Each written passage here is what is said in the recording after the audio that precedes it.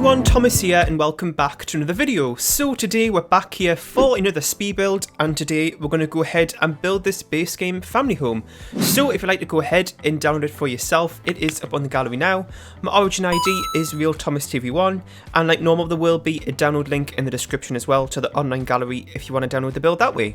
So like I said, we're just building a base game family home today. It's a very simple name. I'm pretty sure I've done a video with this same title before, but as you know, I haven't been doing as many builds as usual, and the builds I have been doing recently have been using a lot of packs, and I know I've been saying in all those videos that at some point I will just to sort of make up for it, do a base game build, and I wasn't really planning on doing this now. I was just sort of in the mood to build something, and I just thought let's go ahead and do this idea. So that's what we're doing today. So it's not very original or anything, but you know, it is quite a useful and more practical build than some other ones. It's not too expensive, and you know, it doesn't use any packs as well, so everybody can download this. Also, I don't know if you noticed, but I am actually using a slightly new Reshade preset. It is the one that I usually use, which I believe was Avalon's, which I made some slight adjustments to, but I kind of just was in the mood to change how my videos were looking a bit, and I wanted things to be a little bit more sharper, so I've upped the sharpness on my Reshade settings. So I'm not too sure what you think about it. Let me know, because it is a lot more sharper than before. I'm not too sure if I've gone a little bit too overboard or it still looks okay. So let me know what you think about it. I have just been in the mood to try and change my reshade settings recently. Sharpness is one of the things. I also want to make things a little bit more, a lot more shadows as well, which I've seen a lot of people do and it looks really nice. I just couldn't find the actual setting within the reshade, all the different types of filters, which one actually did that. If you know, then let me know. But sharpness was one of the things I managed to figure out, so I just thought I'd sort of try it today, get your opinions on it. If you think I should, do you just prefer how it was before, or do you think this level of sharpness looks okay? Just let me know what you think about it. But I think it looks really nice, especially with the lighting here. Something about when I was just doing this build, I thought with lighting and this sharpness, I don't know why, but it just paired really well together, so that's what I did there.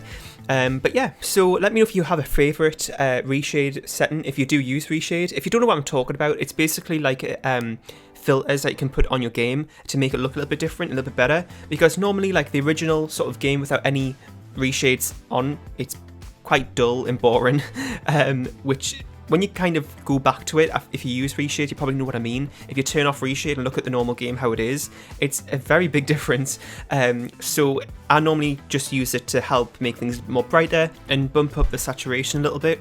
And there's a lot of tutorials on how to install it if you don't have it already. But I think it's a really great thing to have. It really makes the game feel a lot different.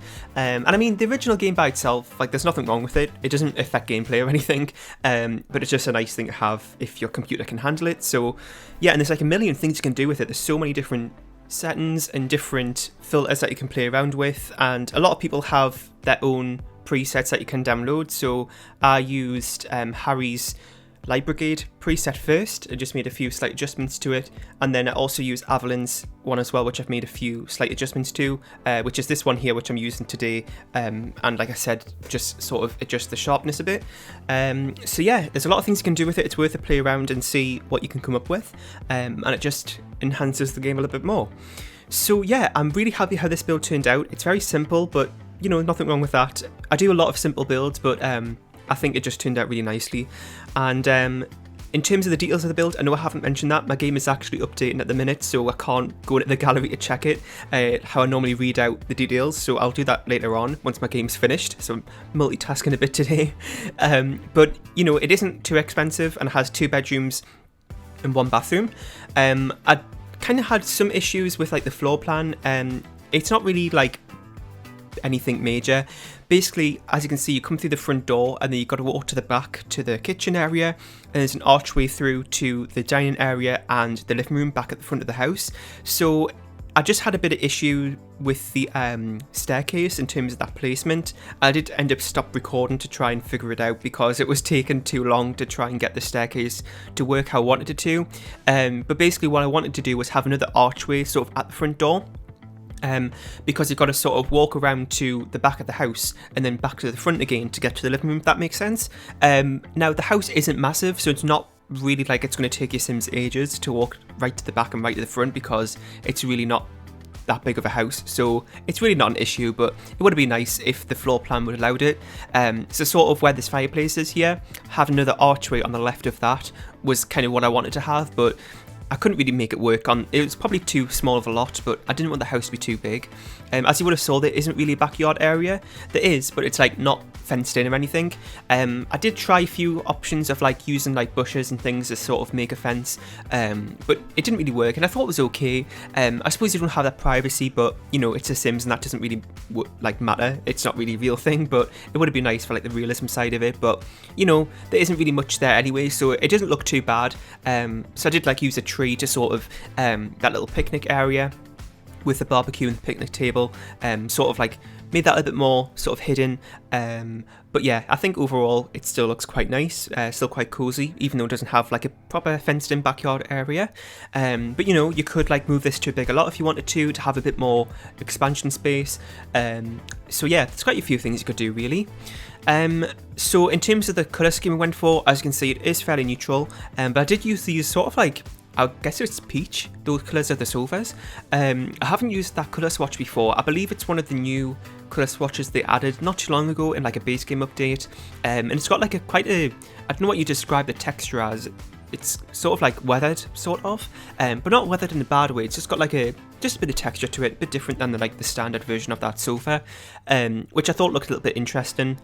So I thought I'd give that one a go, and it was like a very neutral sort of floor plan. I thought it'd be nice to include a bit of colour, so I did that there. But yeah, so we're finished with the downstairs area. This didn't really take me too long at all, just about 45 minutes, so we don't have like tons of footage left. But one thing I did do with this build to make it a little bit more interesting was actually use bunk beds, and I haven't used bunk beds in any builds yet since we got that update, so I thought I'd make use of it today, because base game builds are very different now to like 5 years ago.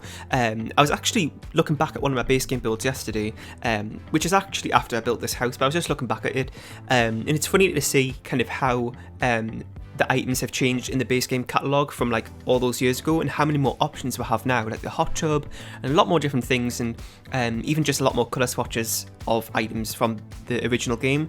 It makes things just a lot more easier, can make base game builds a lot more interesting, just a lot more options in general. So you know, base game builds aren't as bad as they used to be. So yeah, I wanted to include the bunk beds as I felt like it's a nice new base game feature to include, so I did that in the kids room there. I did it for like 2 like kid boys, but you know, that obviously doesn't have to be what you have to go with. It was just an idea if you don't have a family already like picked out for this house. That's something you can maybe do, but you know, it's up to you. I just really like, I wasn't really thinking of a particular storyline or anything like that. I just wanted to get the bunk beds in there, so I did that. I also love that wardrobe. I believe that's what Peacemaker did with that 21st birthday collab. I do really love that wardrobe, and I think he made a console table as well that matches it. I haven't used that in a build, but I did notice it, and I do have like an idea for a build I could use that in. Like, I don't know why, I've got like a full build idea literally just surrounding the inspiration of that console table. So we're on to the screenshots now. My game is finally updated. So the other details about this build, other than it having 2 bedrooms and 1 bathroom, is that it's built on a 20 by 15 lot in Willow Creek, and it came in at 59,185 simoleons. So a little bit on the expensive side. I really think it's like the landscaping and things like that, because there isn't too much decoration in this build, which sort of bumped up the price, but you know, not too bad. So yeah, I really hope you enjoyed. Let me know if you have any other build ideas or base game build ideas. That'd be really helpful to hear. Leave a like, share and subscribe if you haven't, and I'll see you all next time. Bye!